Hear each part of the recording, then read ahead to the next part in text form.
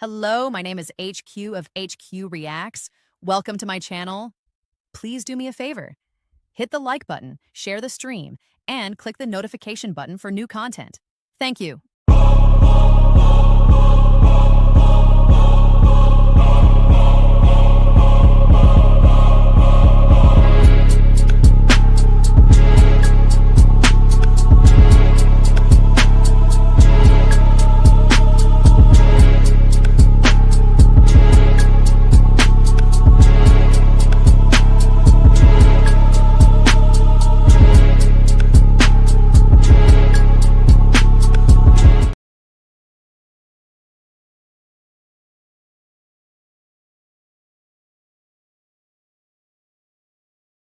Hello. This is HQ, and I want to react to, and hopefully it's the final time that we have to react to the I Am Charlie series, or the I Am Charlie information, right? I saw this posting, and it was all over the place. In a couple places I saw it. I Am Charlie. So I saw it, a couple days back, and you know me. When I think of things or things strike me, I always want to say something about it. And I think about it, and I write something. So I wanted to address, for the final time, Charlie, rest in peace, all of that. This is the final time that hopefully I have to talk about I Am Charlie, right?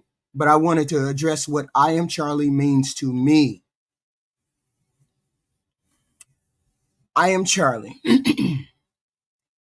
Now, when we talk about Charlie Kirk, it's easy to get up in front, to get caught in the headlines, the controversies, get caught up in way people admired or did not admire this person. But at the core, what made him who and what he was isn't all that extraordinary. He was in many ways just another human being who spoke out loud the thoughts of millions of thoughts that people had every day that they carried inside of them. His conversations, his speeches, his visiting all of these campuses, and his podcasts weren't always groundbreaking or filled with original thought or wisdom, because I've seen about 4 of them by now. They were ordinary. He was ordinary. His speeches were the kind of conversations you might overhear at a dinner party, a living room, or between 2 coworkers talking. What gave Charlie the appearance of him being so much more important was not that his ideas were new or revolutionary, but he was willing to say them bluntly and out loud. This is what people apparently found unique about this person. He had the confidence, or maybe the lack of hesitation, who knows, that many other people do not, or do. For some reason, his boldness felt refreshing to people. He could say what he wanted to say. He was saying what I wanted to say. For other people, it came across as very arrogant and full of ignorance. But strip away all of those lights, those campus trips, his show, the stage, the cameras, all of that, and you find his words were not so different from the kinds of opinions that people toss around every single day. Human beings, by our nature, are not extraordinary in our thoughts. He was no smarter than anyone else. He was no dumber than anyone else.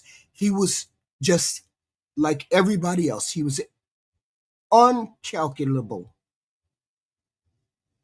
Most of us think in circles anyway, about family, about money, about who to blame in society's ills, about the fear of being rejected, replaced, about the need to belong somewhere.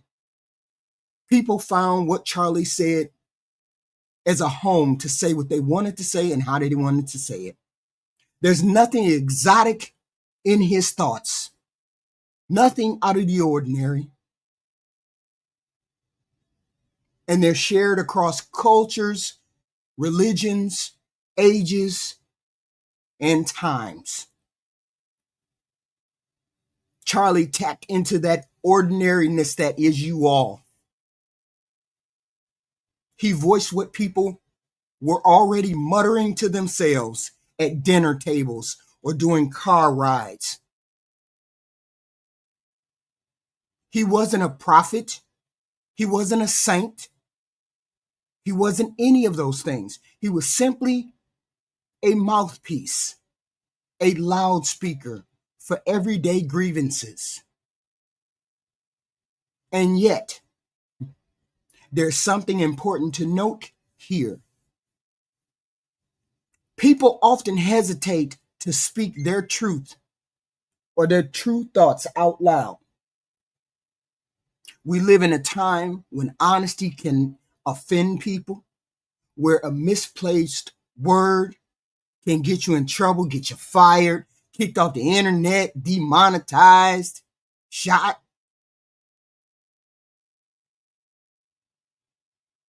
Most of us bite our tongue. We keep our mouth shut. Not because we have nothing to say, but we just don't want to pay the price for opening up our mouth and speaking. People say Charlie was X, Y, and Z. Charlie was just any other person. He was just speaking out loud. He was nothing special. He wasn't a prophet. He wasn't any of those things.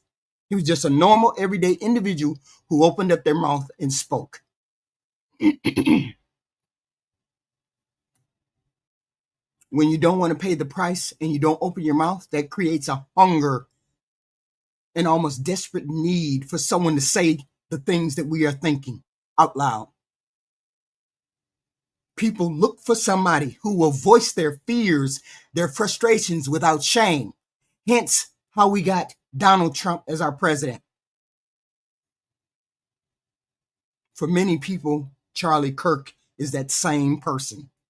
Let me say out loud what I'm thinking. I'm thinking X, Y, and Z. So he said it. Ooh, he tell the truth. Ooh, he running his mouth. He could talk, right? But filling that role doesn't make a person extraordinary. It didn't make Charlie extraordinary.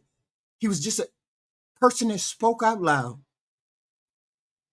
It doesn't mean their ideas are unique or wise or smart. It simply means they had the willingness to take on the risk of saying what others would not. Hence, freedom of speech.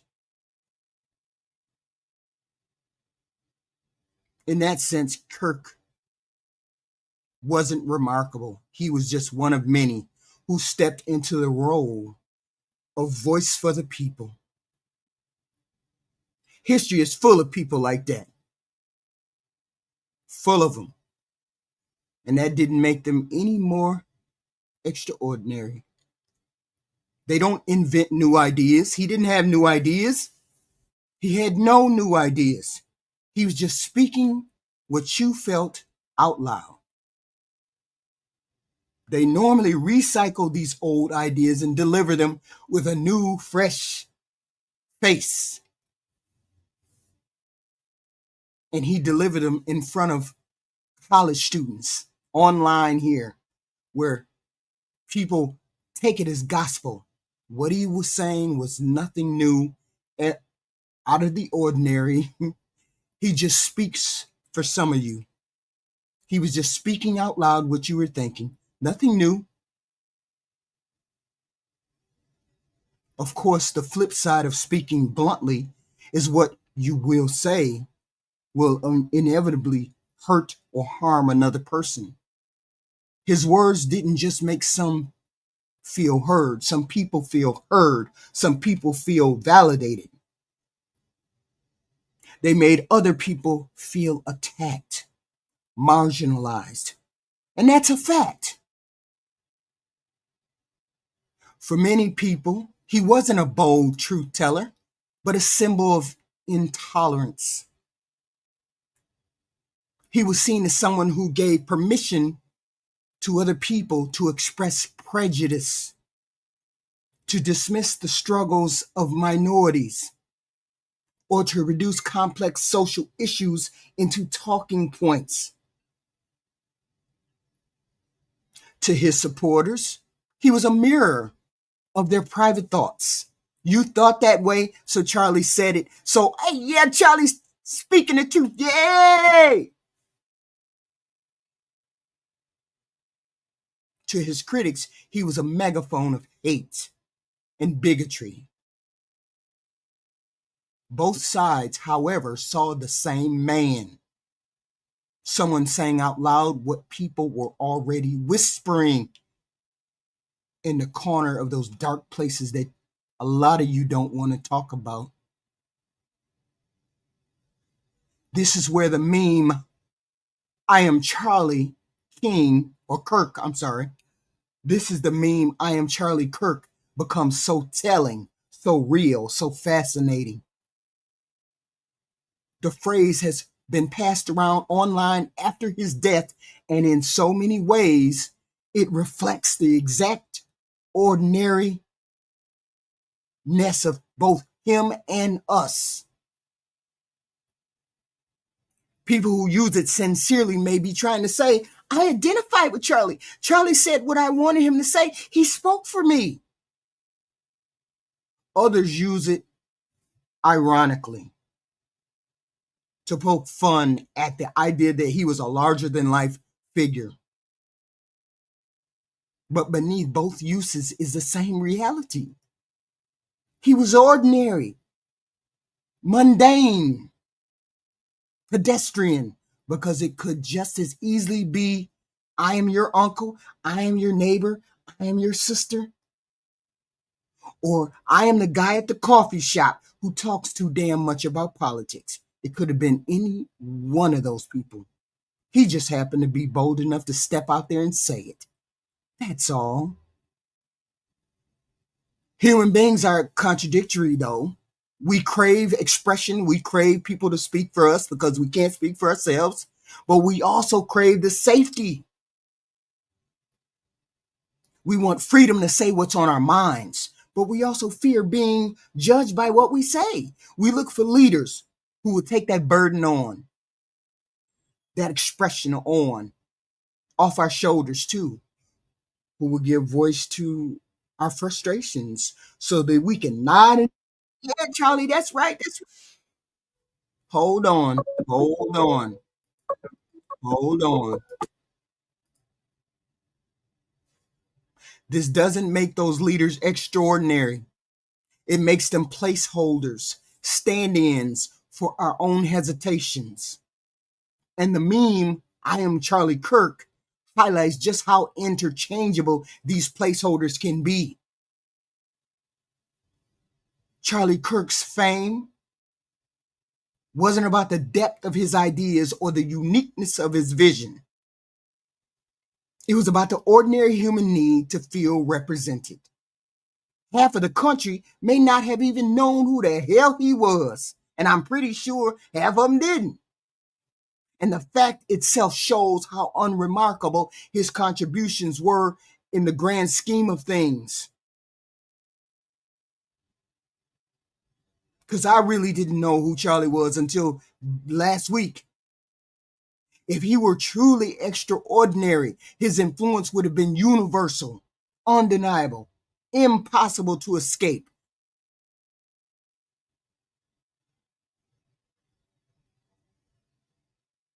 Instead, he was a figure who mattered deeply to some and not at all to others. He is no saint. He is not worthy of a holiday.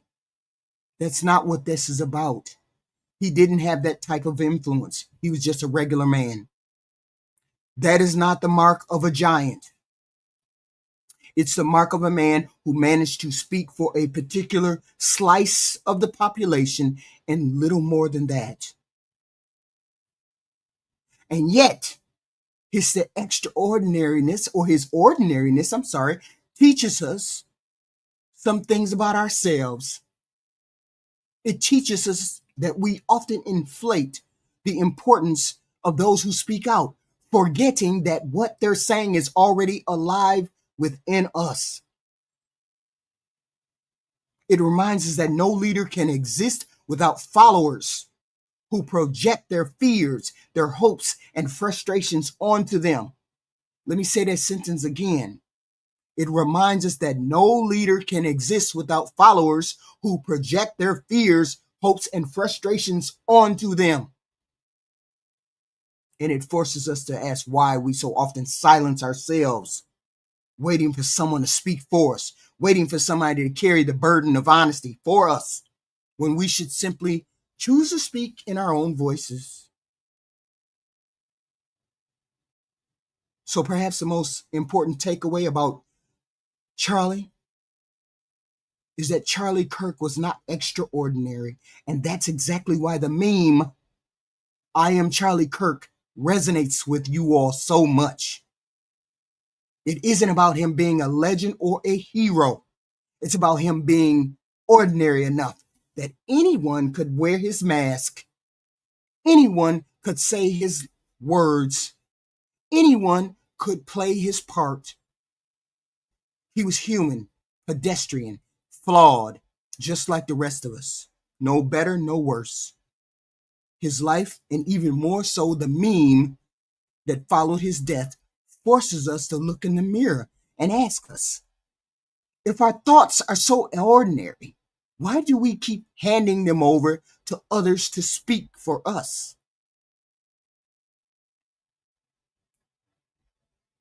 And I want to say this one or two things, and that's it.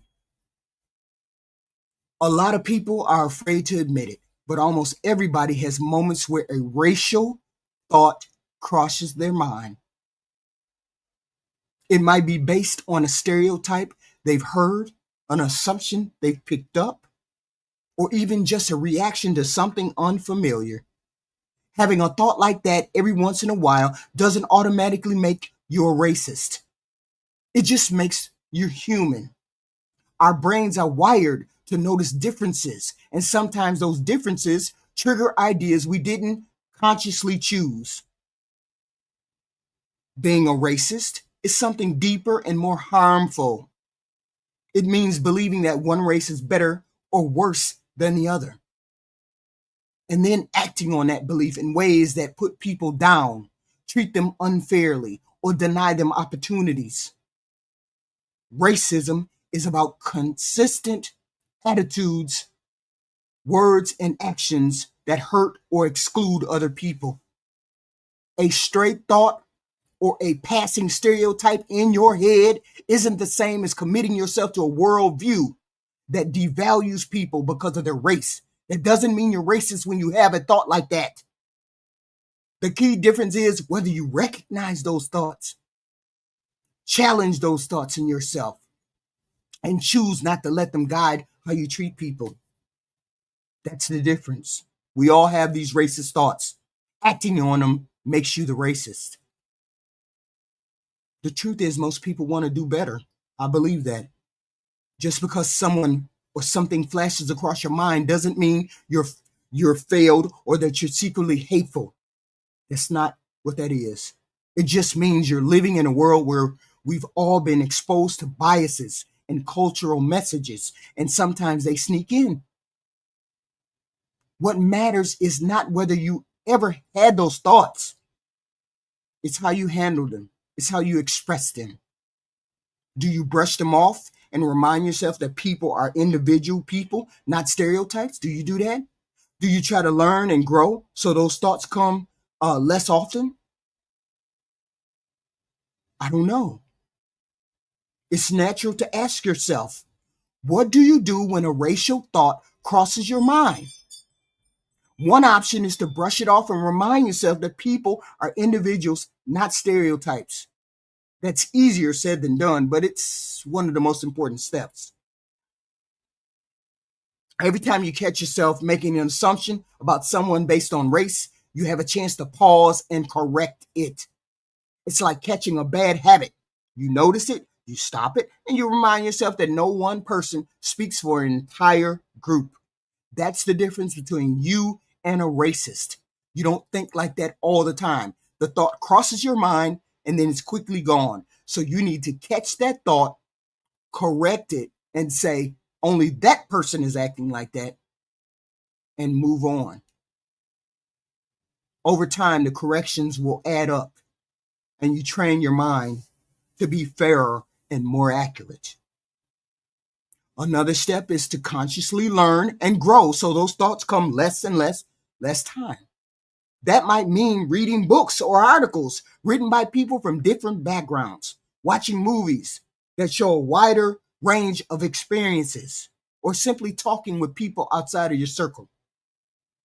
The harder it becomes to reduce them to stereotypes is what happens.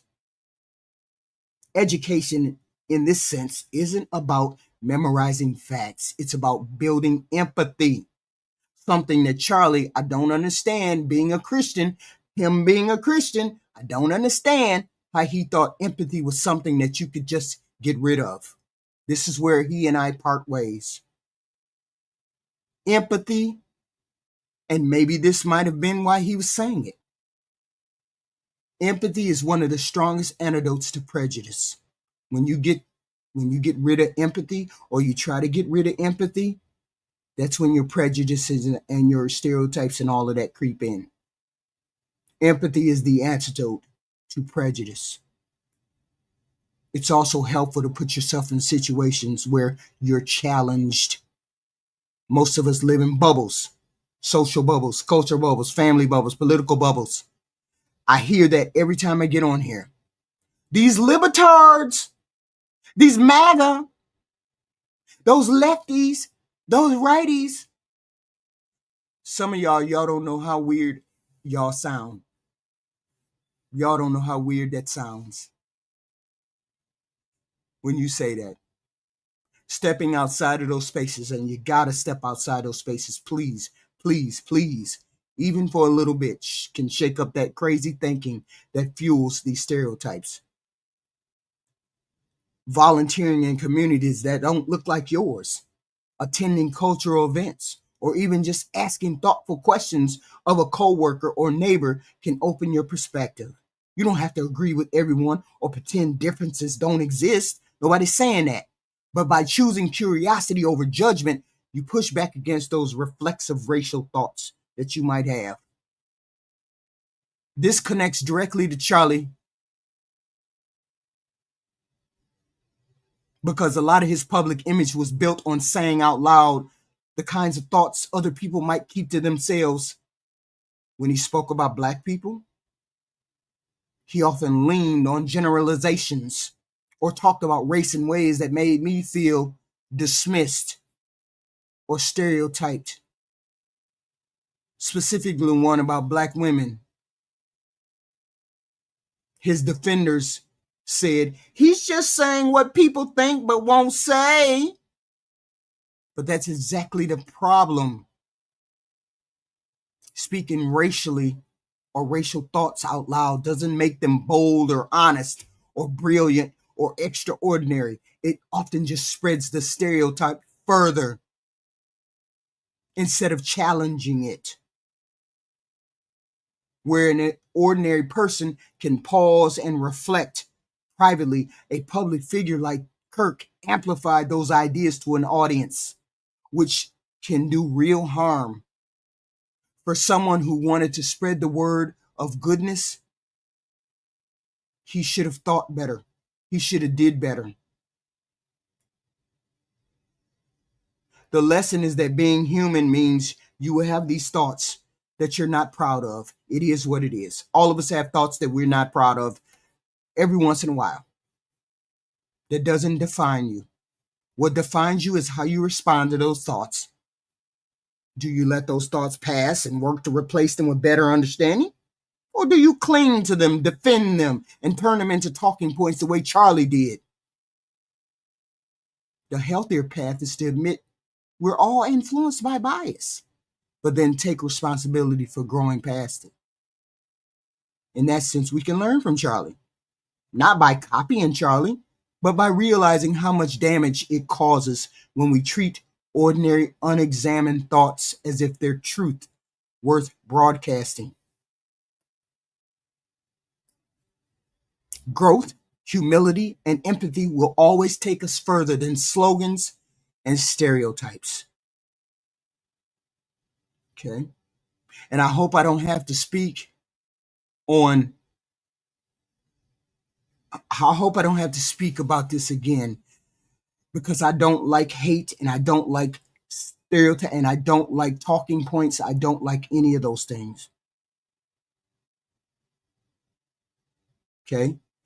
Half the country liked Charlie and half the other country didn't. So he spoke to half the other country. He didn't speak to all of the country. I have no thought about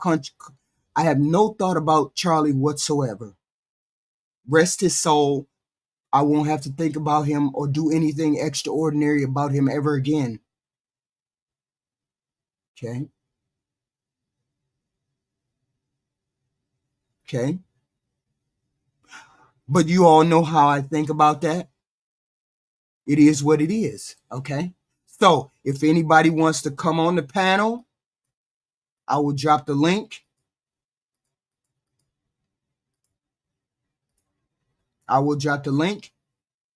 You have the phone. Somebody called on the phone. Okay. I can argue all day long. For that, I can argue all day long. Okay. As I said before,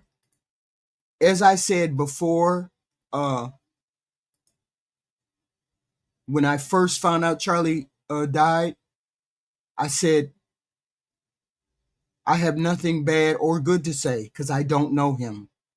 I do know some of the things he said were controversial. And just because you speak the truth, your truth, doesn't mean it's the truth for everyone. Okay. Okay. And here's the thing. If you weren't Charlie and he spoke about you, only you will know if what he said was hateful regarding you. No, there's not only one truth. There's many truths out here. Okay. So I dropped the link. I'll drop the link for 2 more minutes. If nobody wants to come up, I just wanted to say my piece about Charlie. Okay. I just wanted to say my truth. We don't need proof. I hope you're not talking to me, Fleetfoot, because I didn't say anything that needed to be proved in that. Okay. Yes. He also spoke some things that he should never have said. So it is what it is. Okay. The link has been dropped. I'll drop it again. Hold on. Here's the link. Then I will drop the phone. Here's the phone number. It is what it is. You know, I don't apologize over here. There's nothing to apologize for. I never said anything out of the ordinary. Yes, 2 opposing things can be true. And apparently these 2 opposing things, people hated Charlie because he said racist things to them. And you loved what he said because you felt like those racist things were what you wanted to express. Those are 2 same things. They could be 2 opposing views. And apparently they live in the same echo chamber. I refuse to be in that echo chamber because Charlie didn't know me and he doesn't, and I don't know Charlie. So never the twain shall meet. Okay. It's either racist or it isn't. That's not how that works, son of cool. It's not how that works. Okay. I found what he said racist when he was talking about me, but then that's just me. Okay. That's just me. You can feel how you want to feel about it. I can feel how I want to feel. Nobody's going to whitewash Charlie for me.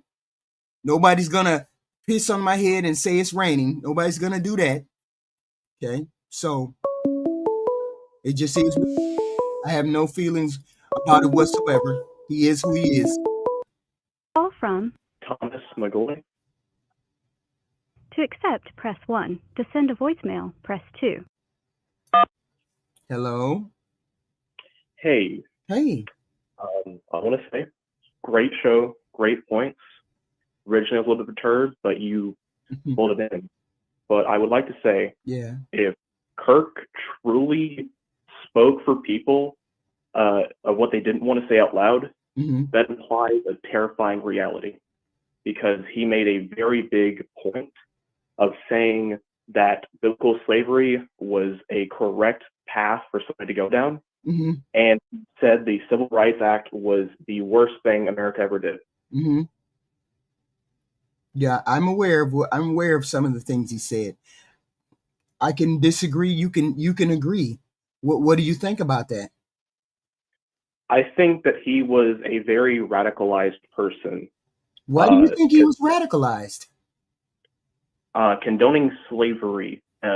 People since the Civil War have pretty much agreed almost unanimously that slavery is kind of wrong. You can't just own somebody. Well, yeah, we all agree on that. So, I mean, we can all agree on that. I'm sure we all agree on that. But why did you? Well, if he thought it was, say your second one again, your second point.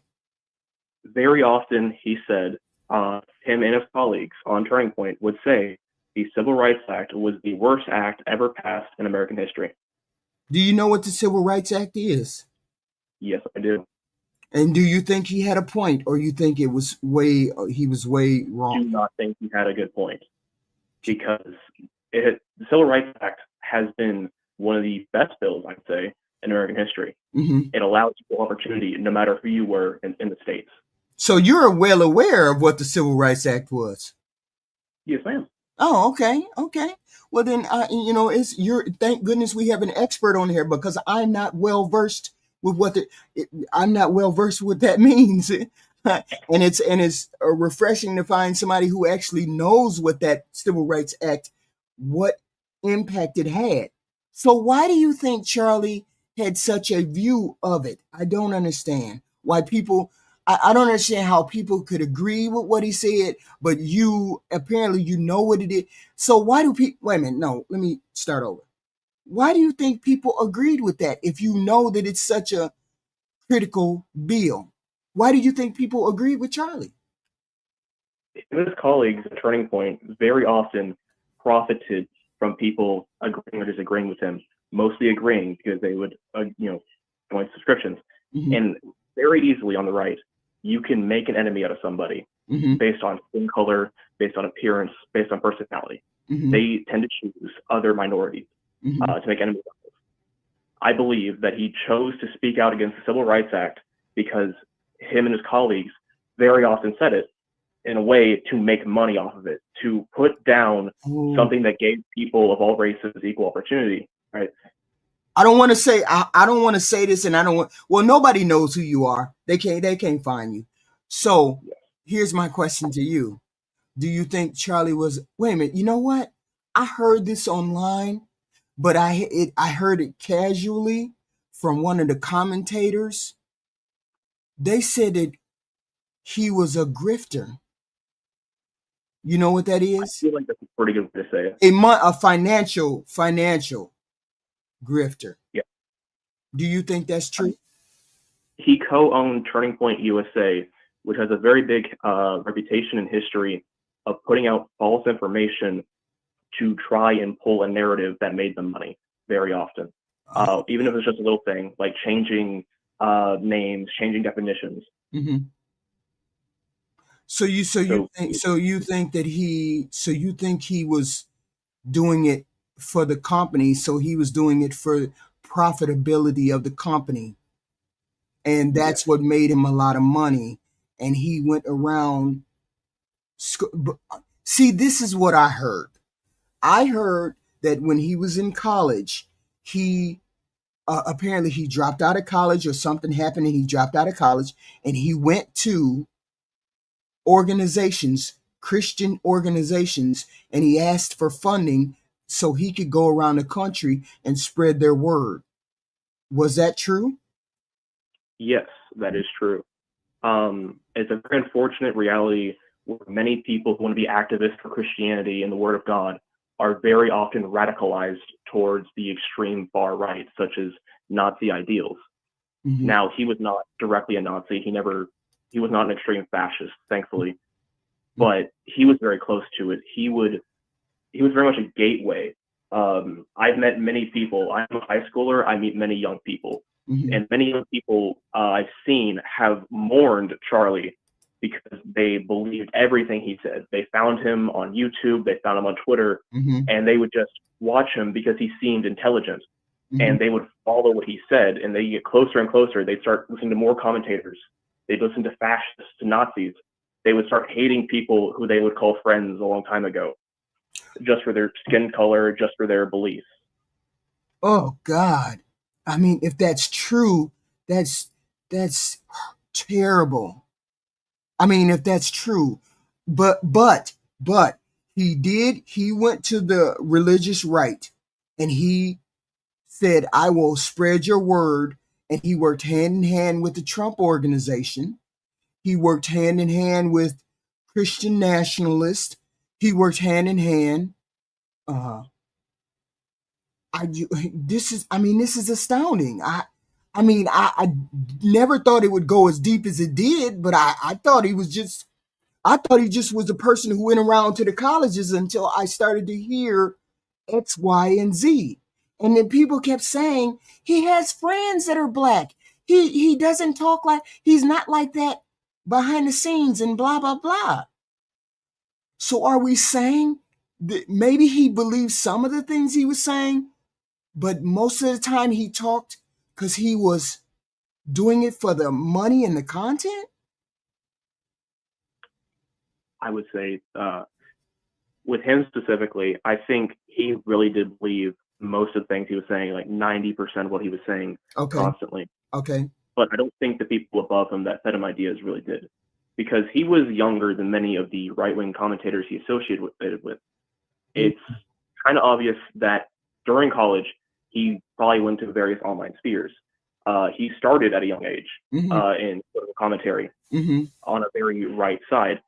And he very much developed this strange debate style where it was about winning. It was not about convincing. It was not about trying to push more ideas. He just wanted to win. Okay. He just wanted to win. I mean, had you ever been to one of his debates? Have you ever seen him in person? He has not come to my side of Texas. Oh, okay. So he's going to Texas. So, and I'm trying to figure out why had we not heard of him before last week? Why had not a lot of us heard of him before this? Wait a minute. No, let me ask you this question.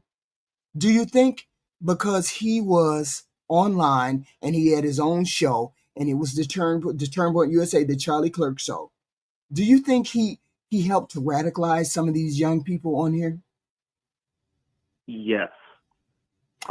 Because here's my thing. When I talk to some of the people on here, I can hear some of the talking points that, the clips that he have of him. I can hear them speaking those clips and defending those clips. So I'm assuming that he was out here talking like that. Hold on, whoever's calling, please hold on. I could see that he was talking. They were talking like he was talking. So you think what women? If you had to make a determination, was his influence detrimental?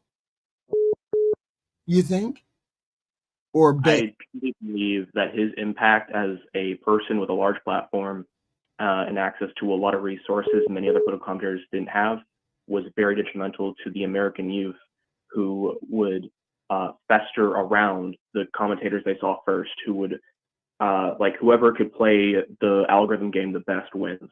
I think that was very detrimental to our society and will continue to be detrimental to our generation and future generations as time goes on.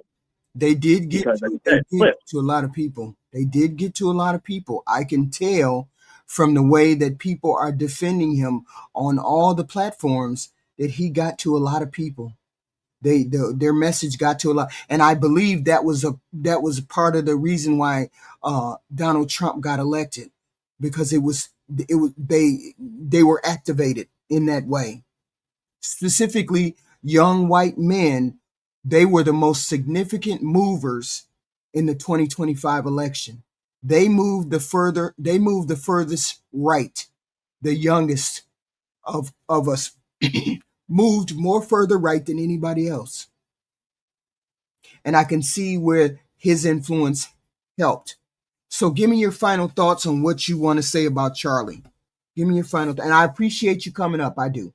And nobody knows who you are. Just give me your final thoughts about Charlie, please. Yes. I believe that Charlie was a detrimental commentator to many young men. And I think that although he should be mourned as a human, he should not be treated as a martyr on the same level of people like MLK or the other activists of our history. I thank you for coming up, please, and come back. I appreciate your honesty. I appreciate. Yes, ma'am. Thank you for having me. Thank you. Thank you. God bless. Have a good day. You too. God bless. Whoever was calling, please call back. This was a brave soul who came up. I wanted to express, when I saw the meme, I am Charlie. I said he was, because he spoke for a lot of people, but I believe it was the online presence of a lot of people who helped to propel this thought pattern and this, I don't know whether it's called radicalization. I couldn't even begin to say, because nobody will know the effects. But I think the culmination happened when they voted for Trump. Well, we got a lot of viewers. We got a lot of people. We got a lot of young people who are thinking and acting the same way in which Charlie expressed themselves. Why do you, here's a question for the people who think Charlie was a truth teller. Why do you think we feel the way we feel? You keep trying to express how he felt. Well, this is how he felt. This is what we, X, Y, and Z. And we keep saying, no, that's not what he meant. He meant X, Y, and Z. Okay. The caller said to him, said to me, I think he helped to radicalize. Did he do that? I don't know. I can't tell. He didn't radicalize me because I didn't listen. But the people that did listen and the people who are defending him, you need to really look into it and ask yourself why other people are not defending him, or other people find his words offensive. Because those people, two things can be true at the same time. I can sort of understand what you are saying. Okay. I can understand. Hey, Mark, Eric, JG, Carl. I'm sorry. I should have greeted you guys. Coop 2, JG, Dope, Carl. Please like and subscribe for this kind of content, because I like to do these kind of examinations of stuff and then have people call in and tell me what they think. Okay. Eric, Carl, Fleetfoot, Ty Pro. I appreciate all of you guys. Tahilism, Son of Cool, even though I don't know what's up with you. I don't know what's up with you, Son of Cool. Triple X. Okay. This is what we had a caller say. A caller said he thinks Charlie did what he did for primarily the bottom line, or for some money to a certain extent. Does anybody else believe that? Do they know it to be true? I had heard things, seen things, figured it out. Said, okay, he went to religious right community and said, hey, I will be your face. I will be the face to say all the things that you want to say. I will go around to the colleges and have these kind of debates. It wasn't like he went and debated actual adults, actual people who have been out in the world, who had experienced those statistics, who knew about those statistics. It wasn't like he did that. So you have to ask yourself, why? Why specifically college people? Because college people are influenced by the things that they learn, the thoughts that they learn, the radicalization that could happen at those places. People think that college is radicalizing people. No, I don't think so. I think, here's the thing, and I've always thought this way, and most people know I think this way. The more you are exposed to all things, you become more tolerable. You become more educated. You become more rational. You see things that may not be normal, and you learn to your brain rationalizes these things. Hey, Danny and Mark, Carl, you guys please hit the like button. Please hit the subscribe button. Please think about subscribing. This is the kind of content that I bring. Common talks, courtesies, all the time. So we have to ask ourselves, you're ordinary. I am Charlie Kirk. Everybody is Charlie, and all people are not Charlie Kirk. Charlie Kirk expressed what people thought, what people wanted to say. Okay? We also have to keep that First Amendment, yes, YO1P, hello. We all have to make sure that we are, regardless of whether we like Charlie Kirk or we didn't, we have to respect that First Amendment. I beg of you, fight against any kind of downgrading of the First Amendment. Okay? Please fight against that. Okay? Please do. Okay? Somebody was calling on the phone and then they just left. What happened? I thought somebody was calling. I dropped a link for somebody who wanted to join the panel. If they wanted to join the panel and speak and say what they wanted to speak, you guys have the phone number on it. I'm here for another 15 minutes until 5 o'clock because I have multiple shows during the weekend. And this is one of the ones this is one of the things that I wanted to speak out about. Okay. I wanted to make sure people had their final thoughts about Charlie, what they actually thought about Charlie, what they actually wanted to say. If they never got an opportunity to say it, they could say it here, and then you would have it out there. You would have it out there. Okay? But a lot of people listen to Charlie, and he spoke for a lot of people.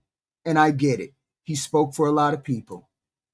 Hopefully you guys are hitting the like button. God dog, why always got to say something about the like button? What's going on, y'all? Come on with the likes. Come on, I need more likes. I need more likes. I need more hates. Whatever, but I need more likes. Need more hates. And it's okay.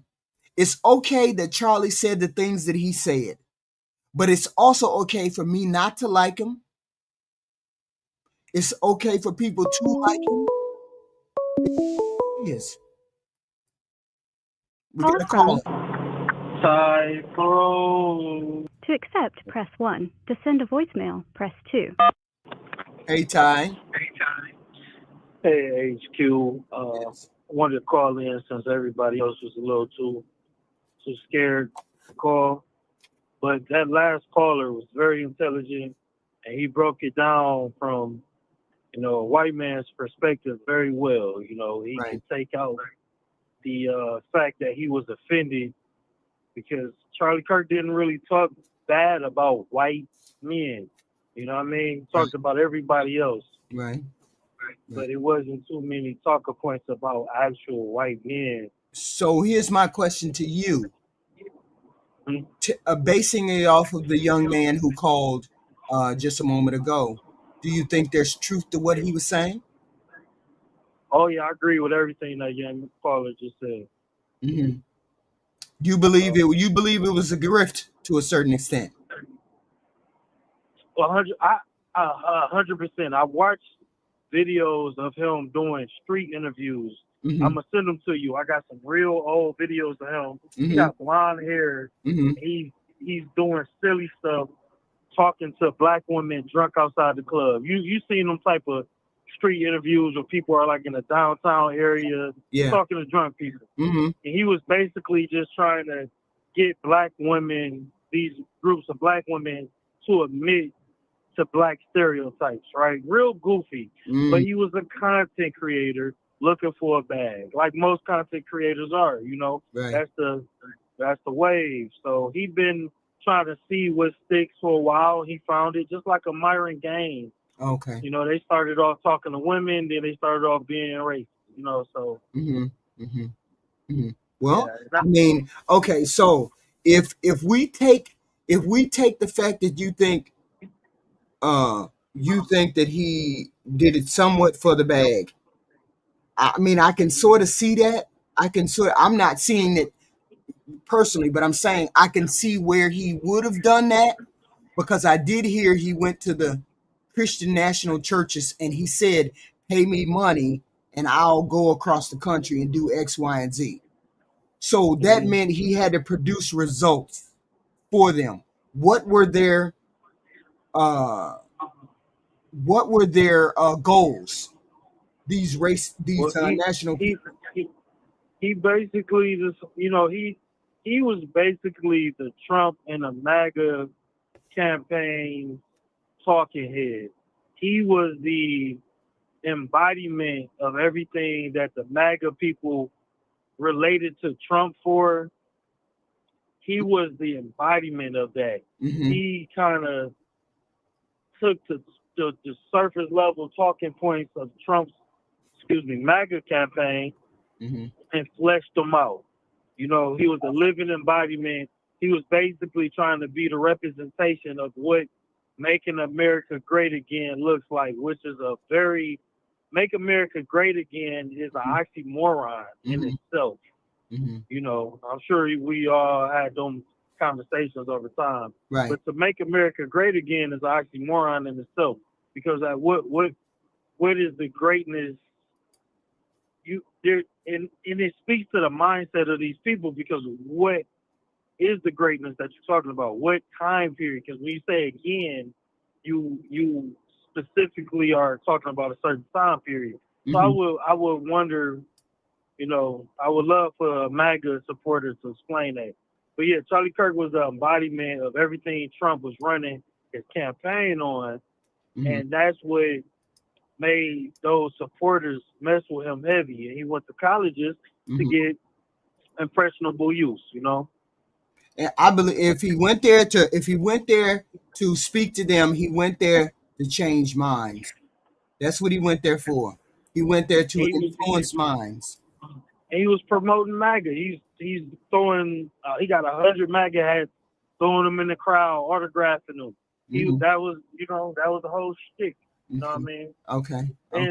And so when it comes to his talking points, he didn't have like actual facts and statistics. He had the facts and statistics that the same group of white people always love to say. So they will always go and say that on the FBI crime site, 50% of Black America, 13% of the Black people, the 13% in crime, when it specifically says we are arrested for 50% of the crimes, and we also have a 50% rate of overturned convictions. We are the highest group, 13%. We are the highest group of people in America to have been wrongfully arrested, overturned convictions, and let out of jail and had to get paid by the government because we was wrongfully incarcerated. Right. So that part he would leave off.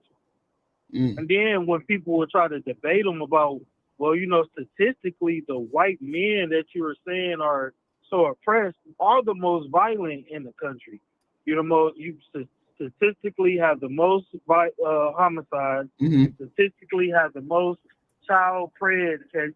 Being a pred of a child, Mm-hmm. being a essay of a child, DV against a spouse, DV against a child, grape against a woman, grape against a child. Mm-hmm. You never hear those talking points though. And if you was to try to paint a picture of who's the like he's dog whistling to people who relate to his false narratives, and that'd be the whole thing. You know what I'm saying? Like, okay, I'm gonna say these one-sided fake statistics, Mm-hmm. but if I truly was a Christian man and I truly cared about America being a better place, I would truly be speaking about what's the real problems of the community in this country. You're not talking about mass shootings. You're not talking about, Mm-hmm. his last words was defending basically white mass shootings. So, Mm-hmm. and if you talk to anybody that supports them, they are all completely brainwashed and will not refuse any other data because it takes the accountability off of them. So why would they want to, you know what I'm saying, be why would they want to look at themselves, you Mm-hmm. know? I get what you're saying. I get what you're saying. Now, give me your final thoughts. Because That was Triple it. just That came. was it. Okay, Triple came You've been on the panel. So thank you for calling. Thank you for calling. Thank you for calling, for sure. Peace. sir. Now, if you don't believe him, you have an opportunity to call, or you have an opportunity to come on the panel. Hello, Danny, Joel, Jesser, okay, Carl, JG, Tammy. You have an opportunity to call and come on the panel. You can. Nobody gets to be on camera. You don't get to be on camera. You got to keep your thing on, right? Because I've been flashed a couple times. People think I want to see their ding dong. I don't know why. Triple Pause. pause. Triple, how can I help you? What do you think of the first caller? The first call. Did you hear the first caller? I think I caught some of it. He was basically saying Kirk didn't really do anything wrong, and Kirk wasn't a racist and all of that. Was that Yeah. what he was Hold saying? on. Hold on. I Go got a ahead. Go phone ahead. Go call. ahead. Hold on. From Hello, Annie. Tammy. to accept, press 1. To send a voicemail, press 2. Yes. Hello. Hello. Hello. Hello. Yes. Hello. How are you doing? I'm fine, thanks. How can I help you? What do you have for the situation or talk point? I was listening to the last guy, and he's saying that everybody's brainwashed and radicalized by, Mm-hmm. I guess, Trump or the Mm-hmm. MAGA Mm-hmm. movement. Mm-hmm. I mean, I'm a registered Democrat, and I voted for Trump, and I'm Hispanic, and I live over here in California. So what made And he's you trying to think? make it seem like, So what made what you made me think? what? So what resonated with you when it comes to Charlie Kirk? Um, thing I liked about him is that he spoke his mind, and he debated people, and he would let you speak, and you don't have dialogue. And that's what resonated with me. I don't ever think he brought like racist rhetoric. I never saw it. I mean, Okay, like Well, ice so right now is so going hot, and I never thought it was bad. Okay, yes, ma'am. so you don't think so? Okay, so you said you're Hispanic, right? Okay, so you Yes. didn't have anybody that was targeted for any of the immigrant things that happened this past year. No, I live right here in California too, where it's really.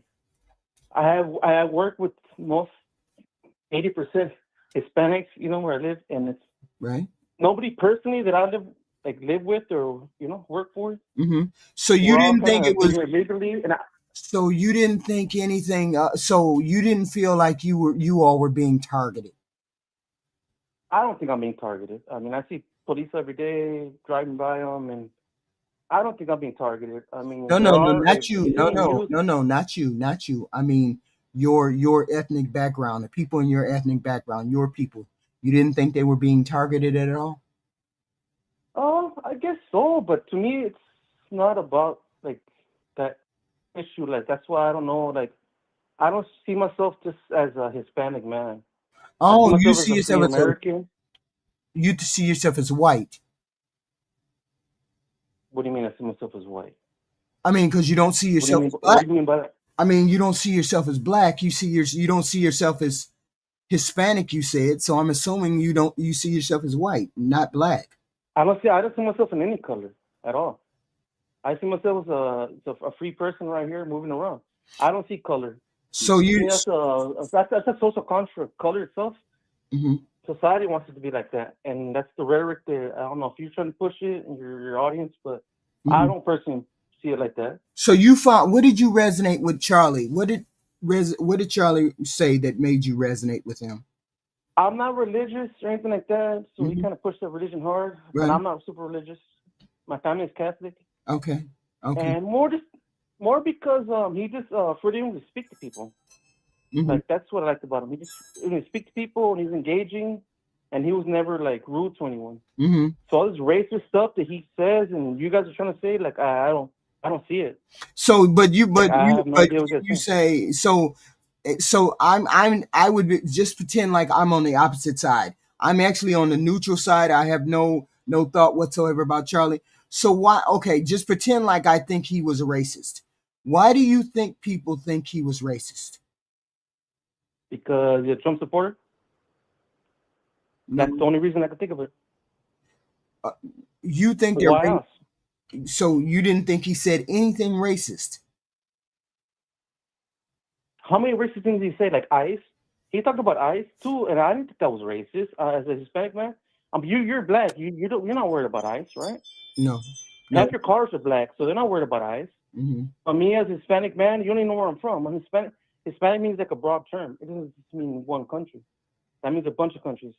So you So I we're don't know how that would be right. racist.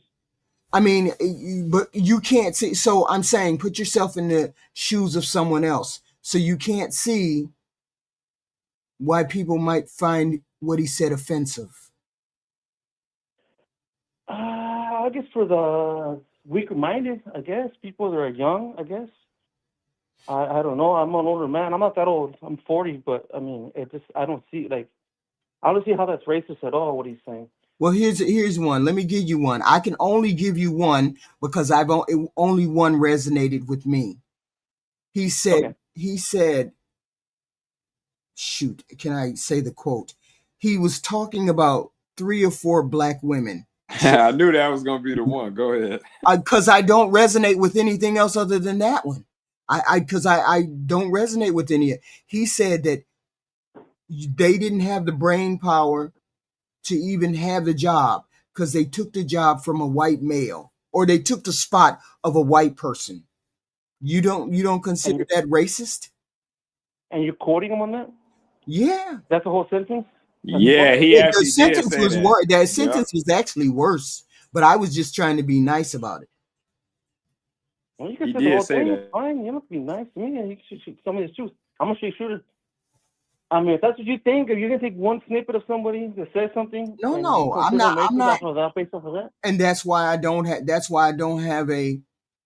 That's all. That's why I don't have a skin in the game, because I only need that one I only need that one snippet to know where he was okay. coming from. So one snippet Yes. shows you what people are. Oh, So what oh your yeah. black It caller could said definitely show you about what it him. is. Okay, so if I say, You oh, you I guys supported want to hear Trump, the real quote? I'm a racist. Wait a So minute. you think I'm racist? No, I don't think you're racist. I don't think But I you're voted for anything at Trump. all. I just I'm a think MAGA guy. So am I racist? So I voted for Trump. I mean, that's what no. I'm I just trying think to he get. resonated. I just think you think things that Charlie thought, and it resonated with No, you. I didn't agree with half the things he said. To tell you the truth. No, But I I'm not don't think saying he's a there's racist I'm not or saying there's evil anything wrong person. with it. I'm saying if you don't, you've heard what he said, right? You've heard some of the things that he said, right? Yeah. Okay, Mm-hmm. so they resonated with you, right? Yeah, some things. Okay, so if they resonated with you, then that's fine for you. I'm saying there was only one thing that resonated with me. That's all I'm saying. I'm just saying that. Okay, And so the one what you're and the saying one is that thing, wait a minute, hold on. And the one thing that he said was offensive to me as a woman, as a black woman. That's all I'm saying. I don't know any of the other quotes. I don't know any of the other things that he said. I'm saying that one thing showed me or told me what he thought about me as a black woman. That's all I'm saying. I don't know anything else. Okay. That's all I'm saying. You know, he said something proved my else too point. So about one, that he had. Hold on, brother. Hold you on. think one Hold thing on. He you can't did hear wrong you. with He it, and can't that hear can't be you. it. Hold on, Triple. He can't hear you. So you would be talking to the audience and he can't hear you. Okay. That's why I have to stop on the phone call because he can't hear us. Oh, okay. Well, hey, you know what? I'll call Hello? in then. I won't hold. Oh, I you won't want to hold it call down. in? If you Yeah, call in, then yeah. everybody can hear you. Okay. All right. Okay. Okay. Okay. So, give me your final thoughts on what do you think? Give me your thoughts on Charlie. Your thoughts on Charlie. I'm gonna say the last thing you said. You shouldn't base somebody on the last or one thing that you hear about them. You hear them off the whole context. Mhm. It's like I can't read one sentence out of a chapter of a book and then take the whole book as that. And Right. you're trying to like bring up your blackness and this and that. It's just now who's getting racist? You know No, what I mean? no. I have my thoughts on. Thank you. I have my thoughts on Charlie. I'll keep my thoughts to myself because people like to cancel people for the thoughts that they have. And I'm not saying that my thoughts are wrong or right. I have my thoughts on, okay. Tammy, I think what you're saying is what Charlie was. They are all the same. So this is what I think. Okay. Sometimes people go to the right and sometimes people go to the left. I think he went to the left. I think he went to the right. So it is what it is, right? Anybody else want to call in? Because you went past my time. Triple is going to call in. What it do? Hello, Ace. Hello, TJ. No, it's not a matter of empty accusation. People believe, Call from want to believe. 3X Lex. You have To your thoughts accept, about press what 1. it is, To send a voicemail, press 2. and everybody else has thoughts about how they think it is. You can't just say what you think is correct and true, Joel, because other people feel a certain type of way. You're not the only person on this planet. That's why your thoughts are not just the only thoughts that have occurred. He's Joel. They only want to look at what they want to look at. That's fine. We can't make people look at stuff. So it is what it is. His truth is his truth in his bubble. As I stated, people stay in bubbles and they don't want to open their bubbles up. That's fine. Triple X, sir, what are your thoughts on Charlie Kirk? Yeah, my thoughts on Charlie is that they're pretty much the same as I said previously. Mm-hmm. You know, he just, the thing is too that really kind of got me because he came out talking that anti-Martin Luther King stuff. Now, nobody else, Martin Luther King has been gone. He was assassinated in '68, right? Yeah. No one was talking that rhetoric he was talking before Kirk. Nobody has heard these accusations. Right. Right. After King died, or even before King died, J. Edgar Hoover hated King. And he was the FBI director that went after King. Right. He likely had something to do with the assassination. No one knows for sure, but he likely did. Right. You know? Right. If he had that information that Kirk has, you think he wouldn't have put that out there? And he was the head of the FBI. If there was any information to be had, right. You think he wouldn't have had it? Right. They are making things up and spreading lies. One older guy that was also a racist and bigot spreaded those lies and told him to say those things. He had no ground proof of anything of where these things came from about King. So these are the accusations that that he was a rapist or something. I think I heard it. Yeah, he was saying something crazy about some woman was working his campaign and guys was having their way with the woman back behind closed doors and King didn't say nothing or something crazy. And I'm like, that doesn't even make sense. King wasn't even that type of guy, you know? And like I say, if those things were really what it was, it would have been came out. Like, if you think it's people who have been against King even after he's assassinated. People are mad that he's looked at and viewed as an icon. That's why they're making stuff up on him. Right. They don't like it. You know? Charlie was also, Joe, so I hope you're hearing that, man.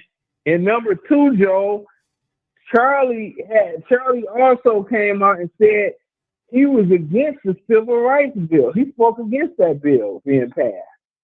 Why would he, Charlie spoke against it? Yes, he spoke against it. I don't have the exact quote in front of me. I'm about to try to pull it up on Google or whatever. Right. But I know for a fact I heard him speak against the crime. Not the crime bill, the Civil Rights Act. Right. Which was insane to me. It's like, what are you even talking about, man? Some people, I don't understand how they could speak against it, but they spoke against it. If you don't know the Civil Rights Bill, you would be speaking against it if you didn't know what it was about. And most people don't know what it was about. He was speaking in, here it is. He said his belief that the Civil Rights Act of 1964, which ended racial segregation, was a mistake. Why did he say it was a mistake? Did anybody challenge him on that mistake? He said, let me hold on. I'm pulling this up right here. Hey, Mark. Did he actually say why he thought something was wrong with it? Right. Yeah, I'm trying to get the context of it now. Okay. Yeah, because I know this was said. Okay, it's promotion. Okay. Yeah, and okay, so it went from there. He said that he felt that was a mistake in his denial. And furthermore, he seems to be in denial about systemic racism exists. He was also saying that didn't exist. And that's when he kind of went into that big thing about Ketanji Brown and Michelle and Sheila not being adequate and having a cognitive ability. Right. Of course he would think he would have that thought.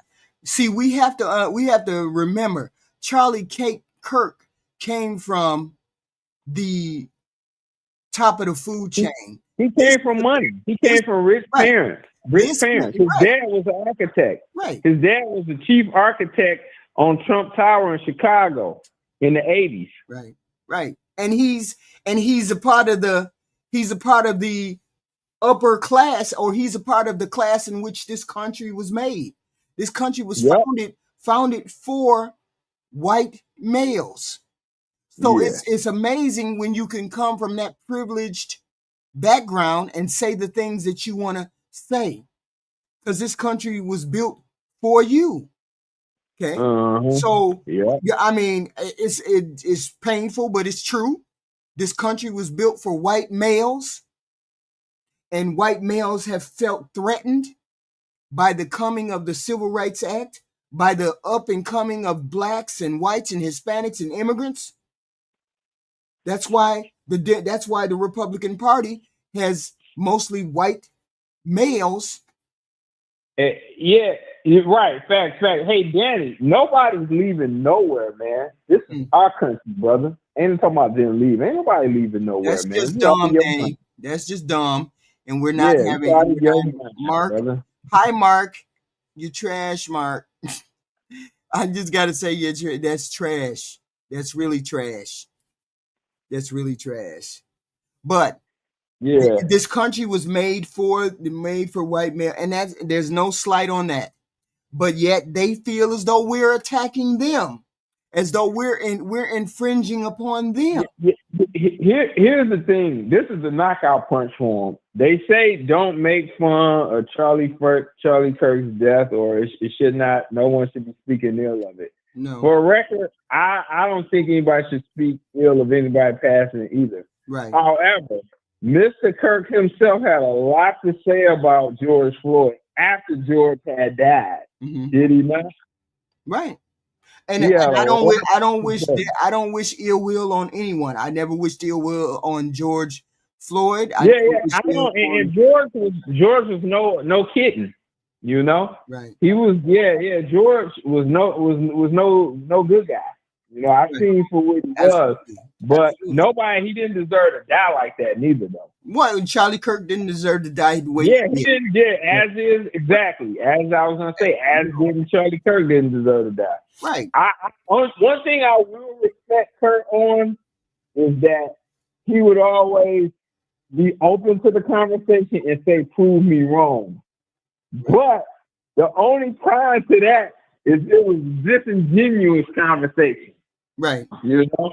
And he will only really want to debate, like he'd go around and debate young college freshmen, high schoolers, and stuff. It's like, hey, it's guys, even young guys, that really know the game that would be open to debate. No, have you all met Parker? Parker Go to Work? Have you met him? I can't say that I have. Parker Go to Work. You need to look him up on YouTube. He's gotten Charlie a couple times.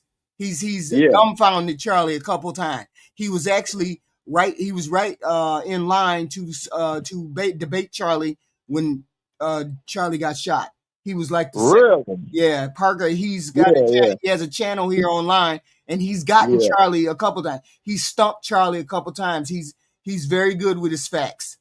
You can't stump the kid. He's a little white boy, and he debates people, and he got Charlie a couple times. I think I saw Parker that. What? His name is Parker Go to Work. Parker Go to Work. Okay, I'm gonna check him out. And he does debates like every other day or every day. He does debates, and he has thousands of videos. And I watch him, and I saw him debate Charlie a couple times. He smashed him. He can't. Charlie couldn't keep up with him because he was he just couldn't keep it. The boy is smart. Well, the boy is bad. He's just a smart young boy. He's a smart young boy. He's 20, 21, 22. He made Charlie look goofy many times. Okay. I watched Charlie. That's how I sort of saw Charlie. I mean, I watched Parker. So that's how I sort of watched or seen Charlie. But I really didn't know. I've only seen snippets of him debating Charlie, and he's gotten him every time he's talked to him. He's gotten him basically. Right. I think Kirk. I'm gonna check him out. I appreciate that, HQ. I think Kirk's main issue, as is a lot of the hardcore conservatives in the space. I think Kirk's main issue, as well as a lot of hardcore conservatives in the space. Can you hear me? Okay.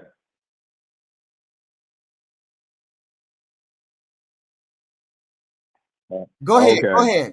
Yeah. One of his main problems, as with a lot of other conservatives, hardcore conservatives in that space, is that they don't understand nuance. You know, it's easy to look at the time, the dates, and like statistics, and that still has a level of importance. Right. But what Kirk doesn't understand, coming from money like that, is that years, decades, and generations can go by, and the family can have no change. Like if you look at Kirk's family, he's from wealth and money. Right. Very likely his parents was probably at least upper middle class, and then this girl he's gotten with, her people was from money. Right. You know? Right. So them kids they had will be from money. Right. So So that's generations and generations of family from money. There's a lot of what a lot of people miss here with this country. I mean, with Black America, is that there are many generations where they sit a Black post-slavery where they simply have not found their footing. Right. Like it may have been a young mother that had kids, and she wasn't able to get married, and her people were slaves or whatever, starting off in the 19th century. Right. Then she ended up having kids. Right. And then when she had her kids, maybe they didn't get married. They ain't come from that. Right. They didn't come from that structure. Then they had kids. So you could be looking at 3 or 4 different generations. Right. And no, they have not got it together. Right. Each kid is starting from scratch yet again, despite 30 or 40 years passing. Right. And there's been no improvement. I know families, and I can look at that because I know when their grandmother was born. Right. Like his grandma was born in 1908. They didn't get married. You know, she had kids. She was off and on with the guy, and they moved up here in the late 40s. And then when she had daughters, the daughters didn't get married. They became baby moms, you know. And then when they had their kids by the 70s, it repeated again. So what generational wealth or footing have that family or that group found? They haven't found anything. Until somebody rights the ship, it ain't gonna happen. And when you say right the ship, what do you mean right the ship? What will have to happen is 2 things will have to happen when I say right the ship. One of those girls during one of them generations will have to get with a guy and his family who's worth a damn. So when those kids are born and things have been accumulated, when those parents pass on, they've been at least born into middle class. Right. See what I'm saying? They're no longer scraping the ground and coming in with one parent and stuff. That or one of those kids are going to have to break the mold. He didn't go off to do gangster shit or drug stuff. He went to school. He had success in his career. He got around other people like that. He adopted structure that his close friends from college and other stuff had. He got married. He became middle class, and then he had kids. So generation that came after him will be middle class. Not from money, but they'll at least be middle class. Right. Right. You know? But if one of those 2 things don't happen, it will continue. And that's what a lot of black families are stuck in that loop. And that's what Kirk and a lot of those guys don't understand. They don't understand the nuance of the situation. Right. Their thing is just, Kirk's thing is just like, hey, slavery's been over from here. Why aren't you guys all rich? Right, right. And it's like, bruh, usually coming from the structure and all of the teachings and secrets you've been given, and then you want to come wag your finger at somebody. Right, right. Yeah. All of them insider traits and tricks and stuff. Me and Top Pro ain't get that information. Okay. Yeah, they ain't. Charlie Kirk's dad ain't hooking me Top Pro up with his donors so we can fund a Black Revolution group like they had Turning Point. So Chad is in the comment section saying, yeah, first generation Indian and Asian kids make it out and become doctors. So I'm explain that. I'm glad he said that. Okay. Now you know what the difference is, HQ? The reason why they're able to come over here and be successful because when those people come over, the ones that get to come over is from structure. That's why you come over, because you need money and position to even come over. People on the street over there can't even afford to come over. So once they get they stuff together, I got a guy. One of my guys, he's from the Philippines. He's Filipino. And his mom was a nurse over there, and his dad was a teacher. When they got their money together and the kids was young, they was able to move here to Michigan from the Philippines. They're from General Santos City. With Manny Pacquiao from the boxing. So when they moved over here, they had a wealth of opportunity for their kids and stuff. And great. But they were all right in structure, though.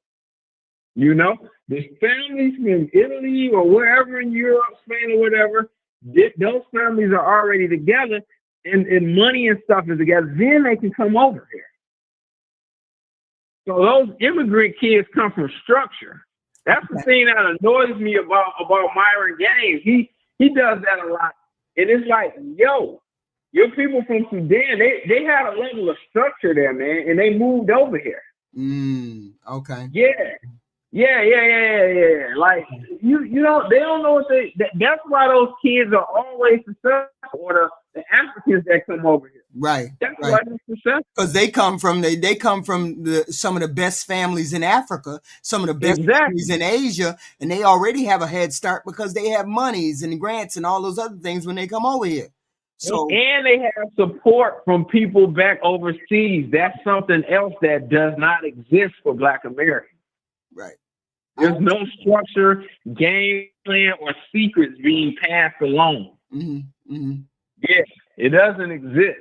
Right. I mean, some of us make it out, and then some of us don't. It's just a matter of saying the bulk of us couldn't make it. The bulk of people don't make it out because that's all they know is poverty. I'm not saying it's right or wrong. I'm saying that's the way it is. It just is the way it is. Give me your final thought, Triple. Give me your final thought. I ain't gonna hold you up. Hey, great conversation. Thanks for having me up. Thank you, sir. Thank you, sir. Thank you, sir. Thank you. Now, wow, we had some interesting conversations. Hello, atheists. The atheists. That kind of talk will keep you broke and a victim. I get it. I do.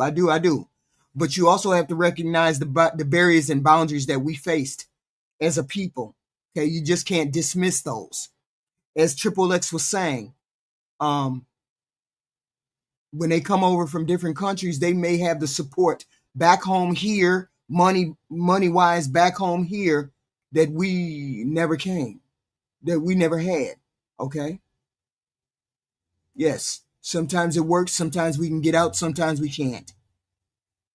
I'm not saying it's a victim, I'm saying it is what it is. We can't blame every one of us, because all of us aren't poor. All of us still aren't in the ghetto. Some of us got out of there, right? So it's just a matter of time. That's all I think. So we talk about Charlie Kirk. We end with Charlie Kirk. His life, it shows you just how complicated free speech can be, right? He died by that mantra of free speech. On one hand, he built his platform by saying out loud what many people were already thinking, but were too afraid to say, didn't want to say, didn't have the courage to say, right? He tapped into that hunger of people to have honesty. I get it, I do. You want to say, get that black ass girl out of my face. And for some, that made him a leader who gave them a voice. You all want to deify this person. He's not a deity. He's not a saint. He's not anything other than the ordinary person that he is. Okay? But just because people are willing to say the things bluntly doesn't automatically make them brave or wise. It just often makes them loud. The issue with plain speaking is that words don't live in a vacuum. And that's what you all want. When you talk about race in broad strokes, even if you think you're just being honest, even if you think you're being honest, you risk hurting people who have lived their lives, their whole lives, under the weight of those stereotypes. Okay? Free speech protects your right to say it. I get it. It does, but it doesn't shield you from the damage that those words cause. That's what people don't understand on here. He could say what he wanted to, but he caused damage when he did it. That's all. Nobody's saying anything other than that. He didn't hurt. He didn't cause damage to you. Doesn't mean he didn't cause damage to other people. Okay. He often leaned on that protection, but the impact was real. Some felt empowered by the things he said, while others felt dismissed, attacked, erased. Like I have to say, I felt attacked, but then I put it in the context. I don't know him. He doesn't mean anything to me. Nothing he says will make an impact on me. And so therefore I put it in my back pocket and it's over. Me and Charlie are over. Charlie doesn't have an impact on my life.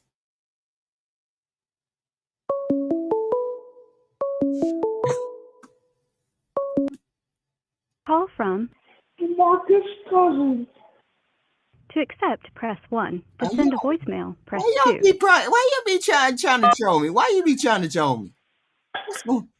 Why you be trying to troll me? You crazy. So be funny. When you call, be funny. So in the end, his story is a reminder of the free speech, that free speech carries responsibility. It carries the weight of the words that you say. Saying racial things might feel like honesty in the moment of saying them, but it can ripple out in ways that you did not intend, cutting deeper, cutting people more than you imagine. I heard rumors that Charlie Kirk really wasn't a racist. He sort of felt like that, but he really didn't feel like that. It was more of keeping his corporate donors happy. And a lot of people do that. They got to keep their donors happy. They got to keep people who donate to them happy.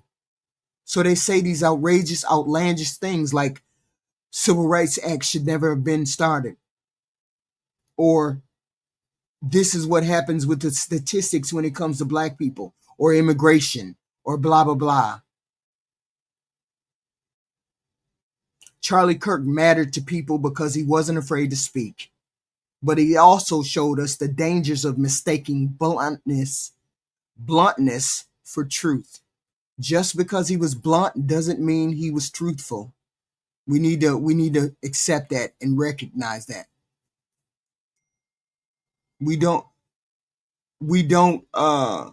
That could be true. People have racial thoughts all the time. It's when you express them out in the open, that's when we have a problem. Okay? Words can either open doors or build walls. And the choice of what kind of impact we make with our voice is one every person has to face. Charlie faced the fact that he said divisive things. He faced that fact. Otherwise, he wouldn't say it. He knew what he was saying. He knew what he was doing. He knew he was divisive in his speech. He knew that. So does Dr. Umar. They know that. That's why they do it. Okay? But that doesn't make him any extraordinary. It doesn't make anybody ordinary or he's no more special than anybody else. He's just somebody who talked out loud. That's all. And that's the whole point. The whole point. The whole point is you have to recognize that these are other people. These are their thoughts. Okay? These are their thoughts, not everybody else's thoughts. Okay? So we have to take it for what it was. And I appreciate you all coming out. I appreciate the phone calls. I'll be back later on tonight, but we're going to have some fun later on tonight. We're going to talk about people. We're going to look at dating people that are dating, people are doing this. This is what we're going to do. We're going to end the night with a beautiful, funny note where we can make fun of white people, black people, Mexican. We can make fun of people. That is the kind of show we're going to have later on. Right now, I was saying goodbye to Charlie, saying goodbye to the rhetoric, saying goodbye to all the negativity as far as Charlie Kirk is concerned. Hi, Andreas. Hi. Don't be just another brick in the wall, too. I know you don't like me, but I'm still saying hi. I will see you guys later for the fun part, for the we gonna make fun of people part. That happens later on. We just gonna have a good time. We ain't gonna worry about color. We're not gonna worry about none of that. Okay? So I appreciate you all coming out. Please subscribe. Please like. You can hate. I don't give a shit. Do one or the other. But please, come back. Come back. Because I'm always willing to have a conversation. I'm willing to have a conversation. And I'm one of the very few. I don't have a side that I'm picking. I'm not picking a side. You have a side. Everybody else has a different side. And that's fine. That's fine. That's fine. So see you later. See you guys later.